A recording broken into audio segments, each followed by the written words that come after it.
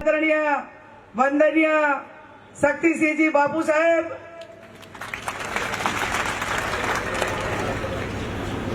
गुजरात प्रदेश कांग्रेस समिति कार्यकारी प्रमुख आदरणीय इंद्रविंदरसिंह गोयल साहेब, बलदेवजी ठाकुर, गुलाबसिंह भाई राजपूत, गिरी बन्ना साहेब, रामकिशन ओझा साहेब, भरतसिंह वाघेला, जागीरदार समाजना करणी सेना, महाकाली सेना, बनासकांठानी संकलन समितिना सौ युवान भाईओ, स्टेज पर विराजमान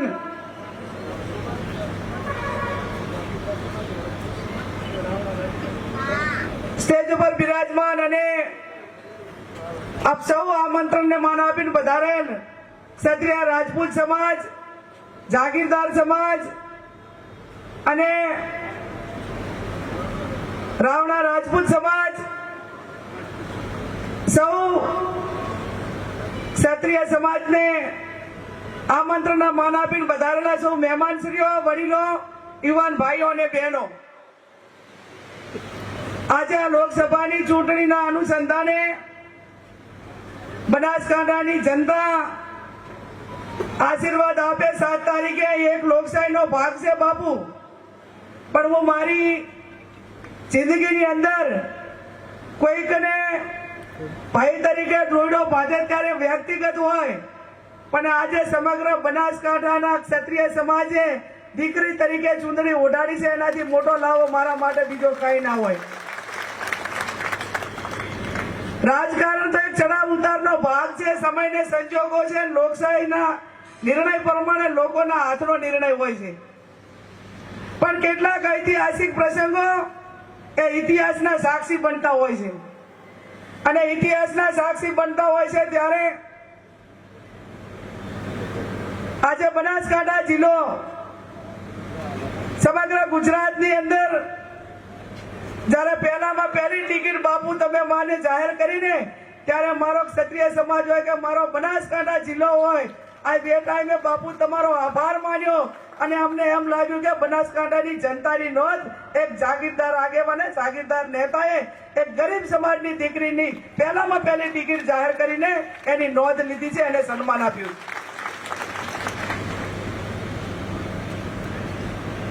મારા સૌ વડીલોને એક બેન દીકરી તરીકે મારે કોઈ રાજકીય ભાષણ નથી કરવા।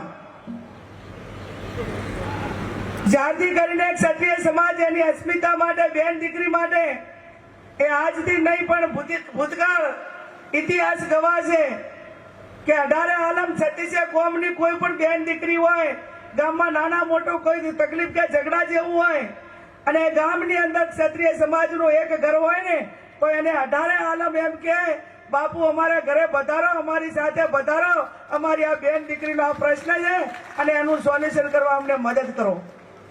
આ પ્રણાલિકા જ્યારે એ સમાજો સાથે સંકળાયેલી હોય ત્યારે મેં કહ્યું એમ રાજકારણ એ લોકોને એક લોકશાહીનો ભાગ છે, પણ જ્યારે સમગ્ર તમામ સમાજ 18 આલમ 36 કોમ એ જાગીરદાર સમાજ માટે પોતાની દીકરી માટે મદદ માંગતી હોય, એ ઇતિહાસ આપણી પાસે ગવાહ હોય અને જ્યારે ક્ષત્રિય સમાજની પોતાની બેન બેટી સામે કોઈ પણ એક રાજકીય એવડા ગજાના માણસો, સમજણપૂર્વકના માણસો એ પ્રકારના ઉચ્ચાર કરે ત્યારે ક્ષત્રિય સમાજ ક્યારેય પણ ના ચલાવી લે, અને ના ચલાવી લે એટલા માટે કે આ પ્રણાલિકાને કંઈક ને કંઈક ક્ષત્રિય સમાજની પ્રણાલિકાને કલંક લાગે, અને એટલા માટે કરીને આજે આ બનાસકાંઠા જિલ્લે ક્ષત્રિય સમાજે જે અસ્મિતા માટે કરી બતાવ્યું છે ને એ ઇતિહાસમાં આવનાર સમયની અંદર કોઈ પણ બેન દીકરી સામે કોઈને ઉચ્ચાર કરવો હશે ને વાલ્મીકી સમાજની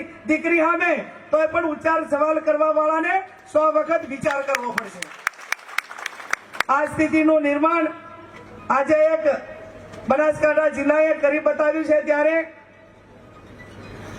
બાપુ મારે આ ક્ષત્રિય સમાજને અભિનંદન ને ધન્યવાદ અને નમન એટલા માટે કરવા પડે કે ઘણા બધા બનાસકાંઠાના ગામો એવા છે કે જ્યાં ક્ષત્રિય સમાજના 1-2 ઘર હોય અને ભારતીય જનતા પાર્ટીએ ત્યાં મીટિંગ રાખી હોય ને આગલે દાડે સમાચાર મળે કે આવતીકાલે ભારતીય જનતા પાર્ટીના ઉમેદવાર કે આગેવાનો આ ગામમાં આવવાના છે, એ દિવસે આગળના દિવસે મારા ક્ષત્રિય સમાજના યુવાનો તમામ સમાજને જઈને નર્મ ભાવે વિનંતી કરે કે અમે આખી જિંદગી તમારા ભેગા રહ્યા છીએ અને અત્યારે અમારે તમારી જરૂર છે, તમે અમારા ભેગા રહો અને અમારા કહેવાથી આ મીટિંગ ના કરો.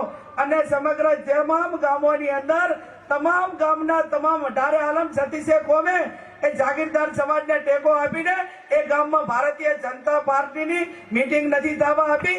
આ તમારી લોકો સાથેનો પ્રેમ અને એને લાગણી છે. એક બાજુ શરમુક્તાર સાહેબ, એક બાજુ નરમતા છે. અને વિવેકની વાત આવે ત્યારે એનું પ્રમાણપત્ર જાગીરદાર સમાજને કોઈનું લેવાની જરૂર ના પડે. ત્યારે તમારી બહેન તરીકે, દીકરી તરીકે હું વિશેષ નથી કહી શકતી, પણ એટલું ચોક્કસથી કહીશ. હમણાં મને 2-3 આગેવાનોએ વાત કરી કે ગેનીબેન આખા જિલ્લાનો પ્રવાસ રાતના સમયે પણ તમારે કરવાનો થાય છે, ત્યારે તમે ડીએસપી ને લેટર લખીને તમારા પોતાના માટે કરીને પ્રોટેક્શનની માંગણી કરો. મેં એમને નર્મ ભાવે જવાબ આપ્યો કે સમગ્ર બનાસકાંઠા જિલ્લામાં ગામો ગામ મારો ક્ષત્રિય સમાજ ફેલાયેલો હોય અને એક કુળની કુંવાસીને પ્રોટેક્શન માંગવું પડે તો એમની ખુમારીને ક્યાંક લાચન લાગે. આવડો ભરોસો જ્યારે અમે બધા તમારા ઉપર લઈને બેઠા હોય ત્યારે આપ સૌને 2 હાથ જોડીને વિનંતી કરું છું. જેમ ચીઠી જહાને ચીઠી લખી હતી રા નવઘણને, અને આજે ગેનીબેને તમને વિનંતી કરી છે, ચીઠી લખી છે, તમે મારા બધા રા નવઘણ જેવા ભાઈઓ છો. એમને રા નવઘણ પણ ક્ષત્રિય હતો ને આપ પણ ક્ષત્રિય છો. ત્યારે ઇતિહાસના દર્શન થાય છે, અને ઇતિહાસના દર્શન થાય છે ત્યારે જેમ બળદેવજીએ કહ્યું એ પ્રમાણે 7મી તારીખે મતદાન છે અને 4જી તારીખે લોકસભાની ચૂંટણીનું પરિણામ આવવાનું છે. એક બાજુ CR પાટીલનું નેતૃત્વ છે અને એક બાજુ આપણું સૌનું ગૌરવ, આપણા સૌનું ભવિષ્ય અને જે રાજવી પરિવાર સાથેની પરંપરાને જાળવવા રાખીને એ પરંપરાને આગળ વધારવા માટે એક બાજુ આપણા બાપુ શક્તિસિંહ ગોહિલ બાપુનું નેતૃત્વ છે. ત્યારે તમારે કોના હાથ મજબૂત કરવાના છે? સમગ્ર ગુજરાતમાં એક સીટ આવશે ને તો દિલ્હીના દરબારની અંદર કોલર ઊંચા કરીને ભાગડી પહેરીને મારા આદરણીય વડીલ શક્તિસિંહ ગોહિલ સાહેબ એ સંસદની અંદર કહેશે કે હું બનાસકાંઠા જિલ્લો જીતી લાવ્યો છું. આમ તો સાહેબ બાપુ પેલા 5 લાખના દાવા કરતા હતા કે અમે તો બધી 5 લાખ પ્લસની સીટો જીતીએ છીએ. પુનેપૂર્વક રણનીતિના ભાગરૂપે જેમ જેમ કોંગ્રેસ પાર્ટીના ઉમેદવારો મેદાનમાં આવતા ગયા એમ ક્યાંક ઉમેદવારો બદલવાનો વારો આવ્યો અને બનાસકાંઠાની અંદર પણ પહેલા તો એમ કહેતા હતા કે અમે તો 5 લાખ નહીં પણ સૌથી મોટા રેકોર્ડથી જીતવાના છે. હવે તો 1 મહિનાની અંદર ગુજરાત પ્રદેશના ભાજપના પ્રમુખને અને રાજ્યના મુખ્યમંત્રીને બનાસકાંઠાની અંદર અપડાઉન કરવું પડે રહ્યું. તમામ સંસાધનો સામે લગાવી દીધા. એક બાજુ જનશક્તિ ને એક બાજુ ધનશક્તિ, એક બાજુ સંસાધનો ને એક બાજુ સિદ્ધાંતો. જ્યાં સિદ્ધાંતો હોય ને જ્યાં જનશક્તિ હોય ને ત્યાં કોઈ પણ પ્રકારની બીજી જરૂર પડતી નથી.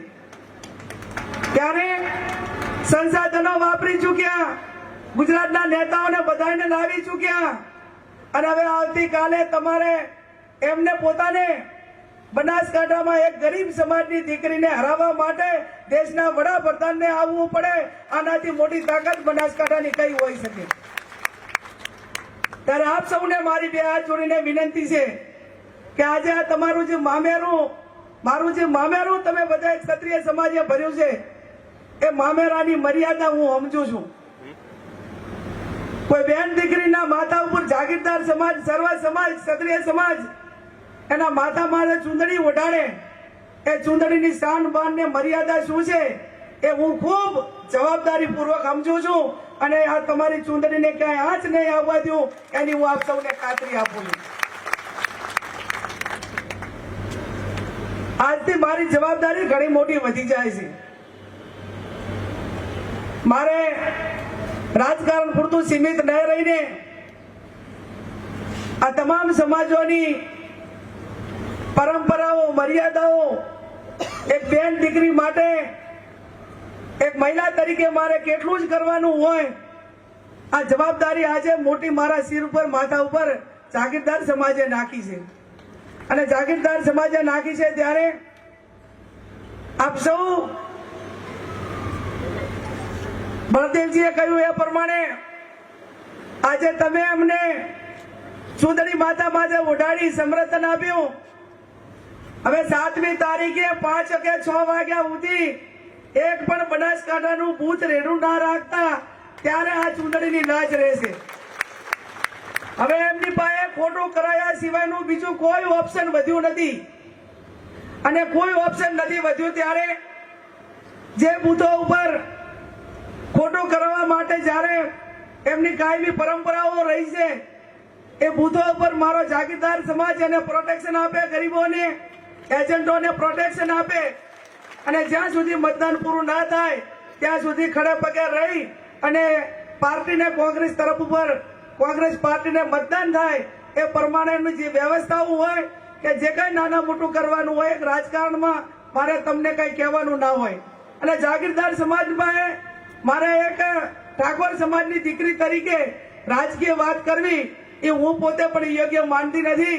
ગળ સુધીમાં બ્લડમાં જેને રાજકારણ વારસામાં મળેલું હોય એને કઈ એંગલથી લડવું, શું કરવું એ તમામ રણભૂમિ સાથે વર્ષોથી પરંપરાગત રીતે લડો છો. ત્યારે હું એટલું જ કહું કે તમારી બેન દીકરીને વિજય બનાવજો. અને આજે હું તમને બધાને આ ડીસાની જગ્યા ઉપરથી, ડીસાની ધરતી ઉપરથી ખાતરી આપું છું કે આજે ક્ષત્રિય સમાજ સમગ્ર 18 આલમ 36 કોમ ઠાકોર સમાજની દીકરીને મદદ કરે છે. આવતીકાલે ક્ષત્રિય સમાજ હોય 18 આલમ 36 કોમને આજે કોઈ અમને વેત નમે તો આવતીકાલે હાથ નમવાની જવાબદારી અમારી છે અને એમાં અમે કઈ પીછેહટ નહીં કરીએ. અને લાસ્ટમાં માં જગદંબા ભવાનીને પ્રાર્થના કરું, અમને મારા ભાઈઓના, વીરોના પધામણા કર્યા, વળામણા કર્યા, એમના એક પરંપરાગત રીતે ભામણા લીધા. માં ભવાનીને પ્રાર્થના કરું કે હે માં ભવાની જગદંબા, હે માં અંબાજી, મારા ક્ષત્રિય સમાજની એકતાને ક્યાંય નજર ના લાગે એ જ શબ્દ સાથે આપ સૌનો ખૂબ ખૂબ આભાર. ખૂબ ખૂબ